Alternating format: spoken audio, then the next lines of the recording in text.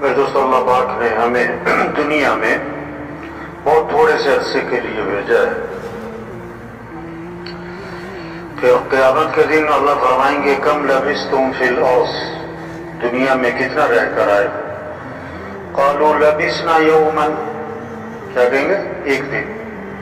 70 سال کی زندگی تھی، 60-80 سال، کیا کہے گا؟ ایک دن۔ ٹھیک ہے کہ نہیں؟ بعض یوم، دن کا بھی تھوڑا سا حصہ، تھوڑا سا حصہ، بہت چھوٹی زندگی، بہت چھوٹی زندگی۔ ریت کا ذرہ بہت چھوٹا سا ہوتا ہے، پہاڑ بہت بڑا ہوتا ہے، لیکن جب ریت کا ذرہ آنکھ میں پڑ جائے تو پہاڑ بھی نظر نہیں آتا، آنکھ ہی بند ہو جاتی۔ یہ دنیا بہت چھوٹی ہے، آخرت بہت بڑی ہے، لیکن جب دنیا دل و دماغ میں گھس جائے تو آدمی آخرت سے غافل ہو جاتا ہے۔ اصل زندگی آخرت کی ہے۔ لوگ کہتے ہیں مستقبل سنوارو، مستقبل کی فکر کرو، مستقبل کو سامنے رکھو، مستقبل روشن ہونا چاہیے، یہ جملے بولتے ہیں، بالکل ٹھیک بات کہتے ہیں، لیکن بھائی مستقبل ہے کیا؟ مستقبل تو آخرت ہے۔ مستقبل موت سے شروع ہوتا ہے، مستقبل موت سے شروع ہوتا ہے۔ موت خاتمہ نہیں، موت کیا کہتے ہیں؟ انتقال دنیا سے آخرت کی طرف، عارضی زندگی سے ہمیشہ کی زندگی کی طرف۔ موت کا کیا مطلب؟ جو نظر آ رہا تھا نظر آنا بند ہو گیا، جو نظر نہیں آ رہا تھا وہ نظر آنا شروع ہو گیا، جو غیب میں تھا مشاہدے میں آ گیا، جو مشاہدے میں تھا وہ غیب میں چلا۔ ہاں، اصل آخرت ہے، موت کے بعد کی زندگی ہے جو کبھی ختم نہ ہو، کبھی ختم۔ ایک کام آدمی نے سال بعد کرنا ہوتا ہے، ایک کام مہینے بعد کرنا ہوتا ہے، اور ایک کام آدمی نے کل کرنا ہے، کل۔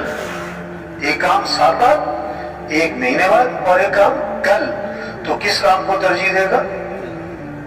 کون سا کام دل و دماغ میں چاہے وہ ہوگا؟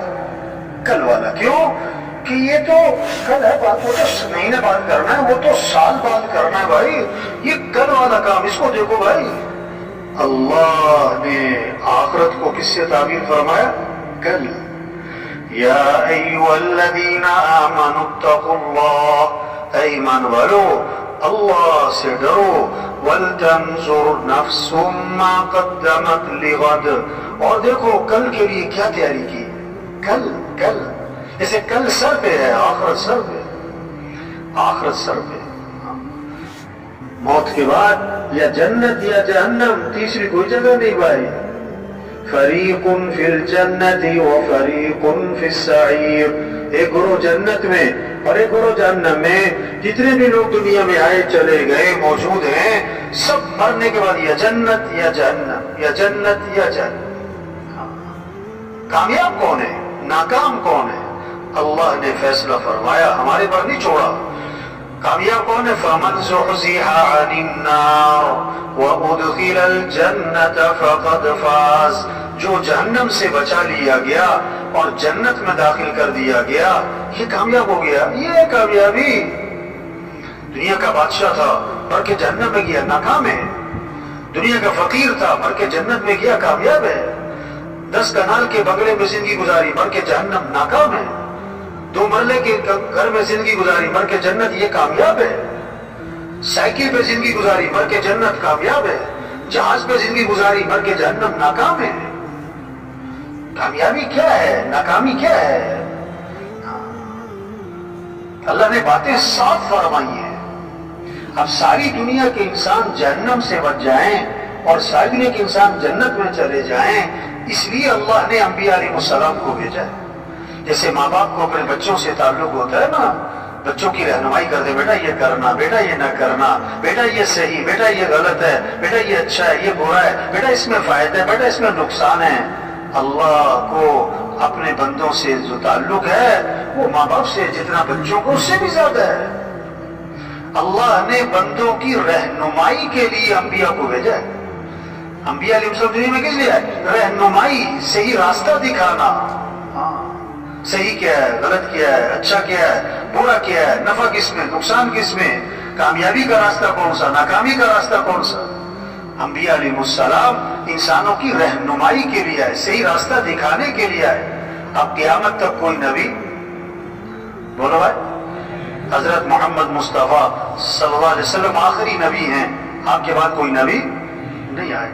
اب انبیاء والا کام، انبیاء والی محنت، انبیاء والی فکر، سوچ اللہ نے اس امت کو دی ہے۔ ہاں، نبی کا غم کیا ہے، نبی کی سوچ کیا ہے۔ حضرت عائشہ رضی اللہ عنہا نے دیکھا کہ حضرت حضور صلی اللہ علیہ وسلم بہت خوش ہیں، بہت خوش ہیں۔ عرض کی اللہ کے رسول میرے لیے دعا فرما۔ آپ نے کیا دعا کی؟ اللہ عائشہ کے گناہوں کو معاف فرما، اگلے پچھلے ظاہری پوشیدہ، اللہ عائشہ کی مغفرت فرما۔ حضرت عائشہ بہت خوش ہوئی۔ آپ نے فرمایا یسرو کی دعائی، عائشہ میری دعا بڑی پسند آئی، بہت خوش ہو رہی کہ جی ہاں آپ نے میرے لیے مغفرت کی دعا مانگی، میں اس لیے خوش ہو رہی ہوں۔ آپ نے کہا عائشہ اللہ کی قسم میں یہ دعا اپنی امت کے لیے ہر نماز میں مانگتا ہوں۔ یہ نبی کا حکم، یہ نبی کی سوچ، یہ نبی کی فکر۔ سارے انسان جہنم سے بچ، سارے انسان جنت میں چلے۔ تبلیغ میں کیا کہہ رہے ہیں؟ یہ مجمع کس لیے، یہ اجتماع کس لیے، یہ تبلیغ، یہ چلہ بھائی، یہ سروزہ بھائی، اجتماع میں آؤ بھائی، یہ کیا کہہ رہے ہیں؟ کہ ہم اپنی حیثیت کو پہچانیں، ہم اپنی ذمہ داری کو پہچانیں، ہم اپنی زندگی کے مقصد کو پہچانیں۔ ہم دنیا میں کس لیے آئے؟ ظلم کسے کہتے ہیں؟ ظلم کہتے ہیں وضع الشیء فی غیر محلی، جو چیز جہاں کے لیے بنائی گئی وہاں نہ لگانا، یہ ہے ظلم۔ یہ جان، یہ مال، یہ وقت، یہ زندگی، یہ صحت، یہ طاقت، یہ استعداد، یہ قوت جو بھی ہے اللہ نے دی، کس لیے؟ اللہ کے دین کے پھیلانے پر لگاتے، اللہ کے کلمے کو دنیا میں بلند کرنے پر لگاتے، انسانیت کی ہدایت کی فکر کر۔ وہ صلاحیت کہاں لگ گئی؟ وہ مال کمانے پر۔ مال کا عجیب بات، بہت عجیب بات، کیا جس کے پاس پیسے نہیں ہیں نا وہ پیسہ کمانے میں لگا ہوا ہے، اور جس کے پاس پیسے ہیں وہ بھی پیسہ کمانے میں لگا ہوا ہے۔ کیسی عجیب بات ہے۔ اور اس کے پاس بہت زیادہ پیسے ہیں نا وہ بھی پیسہ کمانے میں لگا ہوا ہے۔ کھا رہے کس لیے؟ کمانے کے لیے۔ کما رہے کس لیے؟ کھانے کے لیے۔ آدمی 30-40 سال جو ہے نا جان لگا دیتا ہے، جان لگا دیتا ہے مال کمانے پر، پھر اگلے 20-25 سال مال لگا دیتا ہے جان بچانے پر۔ پہلے 30-40 سال وہ اپنی صحت خراب کرتا ہے مال کے لیے، پھر مال لگاتا ہے صحت بنانے کے لیے۔ 5 چیزوں پر صلاحیت لگ رہی ہے اس وقت، قوت لگ رہی ہے، جان لگ رہی ہے 5 چیزوں پر۔ کیا؟ سب سے پہلے کھانے پر، کھاؤ کھاؤ کھاؤ کھاؤ کھاؤ، تو دکان بازاروں میں جاؤ، کھانا پینا کھانا پینا کھاؤ، یعنی اتنا کا کھا جاتے ہیں اور اتنا کا کھا رہے لوگ کہ اس کھانے کو ہضم کرنے کے لیے بھی کچھ کھانا ہی پڑ رہا ہے انہیں۔ حضرت عائشہ فرماتی ہیں ایک چاند، دوسرا چاند، تیسرا چاند، یعنی 2 ماہ گزر جاتے تھے ہمارے گھروں میں آگ نہیں جلا کرتی تھی۔ گزارا کیسے ہوتا تھا کہ کھجور کھا لیتے تھے، پانی پی لیتے تھے۔ کہنا بڑا ظالم ہے، سننا اس کو سوچے تو اسے 2 مہینے آگ نہیں جلی، زور نہیں لگایا کھانوں پر، زور لگایا کھانوں پر۔ حضور صلی اللہ علیہ وسلم نے فرمایا بدترین برتن جس کو بھرا جائے وہ کیا ہے؟ پیٹ، پیٹ۔ دوسرا زور لگ گیا کس پر؟ کپڑوں پر، دے سوٹ پہ سوٹ، دے جوڑے پہ جوڑے۔ یہ مستورات کو ایک پریشانی پتہ کیا ہوتی ہے؟ کہ الماری میں جگہ نہیں ہے، اور اگلی پریشانی ہوتی ہے کہ سوٹ لینے جانا ہے، جگہ پہلے ہی نہیں ہے، اور تیسری پریشانی یہ ہوتی ہے کہ اتنے سارے سوٹ ہیں، پہننا کون سا ہے، اور جب کہیں سے واپس آتی ہے تو زیادہ پریشانی ہوتی ہے، کیوں کہ ایسا تو فلانی نے بھی پہنا ہوا تھا۔ کہاں زور لگ گیا، کہاں زور لگ گیا۔ حضرت عمر رضی اللہ عنہ، حضرت عائشہ رضی اللہ عنہ کے بھانجے فرماتے ہیں کہ خالہ نے 70,000 درہم لوگوں میں تقسیم کر دیے، اور خالہ کے کپڑوں پر پیبند لگے ہوئے تھے، خالہ کے کپڑوں پر